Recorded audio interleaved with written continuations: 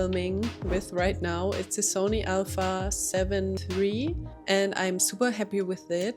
But one thing that's super important to know before buying a camera like that, just because you buy a camera doesn't mean that you start to make great videos. Because buying a camera like that means that you have to learn a lot about it. About the right adjustments, about the right equipment that's coming with it, like the lenses and lighting and yada yada yada. So I didn't know about that because when I bought this camera I thought, okay, now I make great videos. And in the beginning I thought that are great videos because I saw the difference from my phone to the camera. But now, after a year learning about it, I see all my old videos with bad quality. I mean, it's not really bad quality, but now knowing what the camera actually can do, it's a huge difference.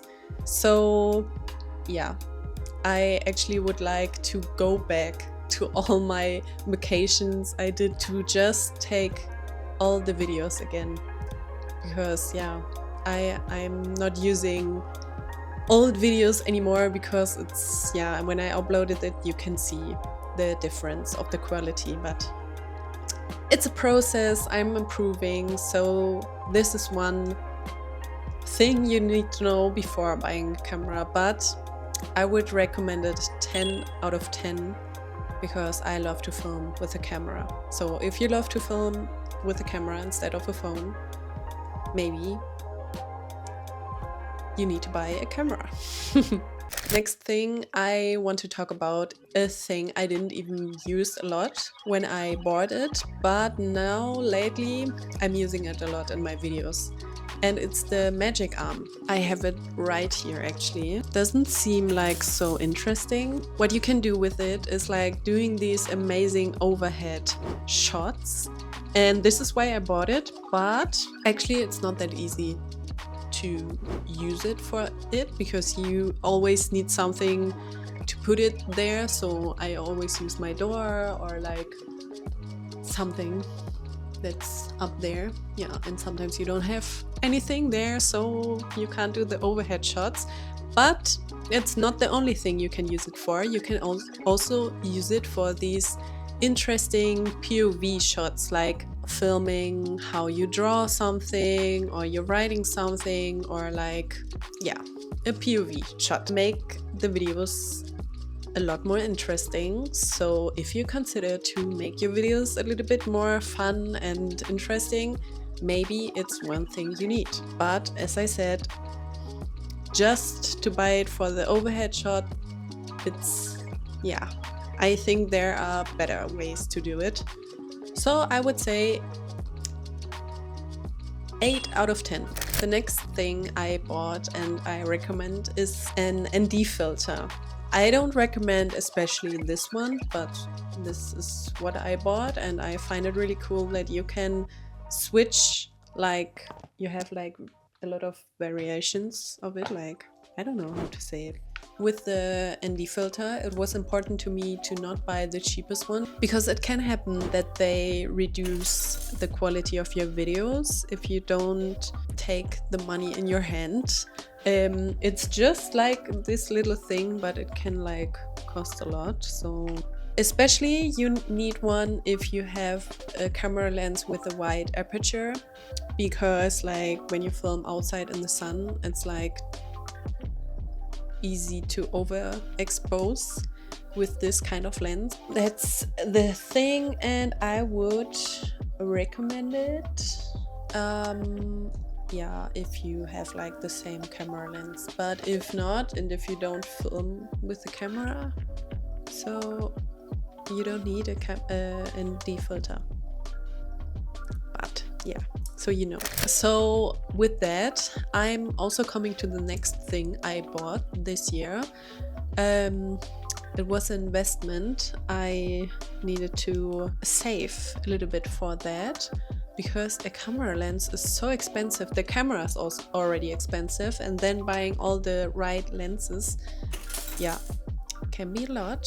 So I bought this year the 24 millimeters camera lens, but I bought it like secondhand, so it was a little bit more achievable. Highly recommended to buy. 10 out of 10. But same thing with the other stuff. You need to know how to use it, because as I said, if you have a camera with a wide aperture, in sunlight it's always overexposed, so you need to buy other stuff to use it. It's all connected. You need to spend a lot of money. Yeah, but 10 out of 10. I would buy it again. Coming to the next one is my Hollyland microphone. Highly recommended. I mean, there are also other microphones from other brands, so some similar. I think DJI is also really good, but having the opportunity to be far away or really close to the camera and having the same sound is amazing. Also, you can connect it to your phone, so if you filming with your phone, amazing. 10 out of 10. But I'm already coming to the things I need to buy next year. I actually need to buy a microphone I have in my that I can use like at home, because I don't like to hold this thing here all the time. So maybe one microphone that I can put on the camera, or having here on the desk, something like that would be amazing for the next year. Already on my list. Next thing I bought this year is this small rig tripod. It's really cute and small. So what you can do with it is like doing these low angle shots. If you're filming yourself walking, like the shoes or something on the floor. Because with my big tripod, I can't go that low, because what you can do, this is like the normal one, but if you want to film like really low,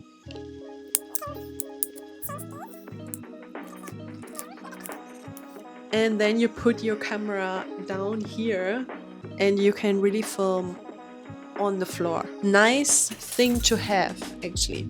Another way to make like creative shots for your videos. So 10 out of 10. Next thing I finally bought is a cleaning kit. Nothing really interesting or amazing, but nice to have if you have a camera, because I never knew how to clean like the lens. I was always too scared to wipe it with a normal paper, so I thought maybe it's time to buy a cleaning kit.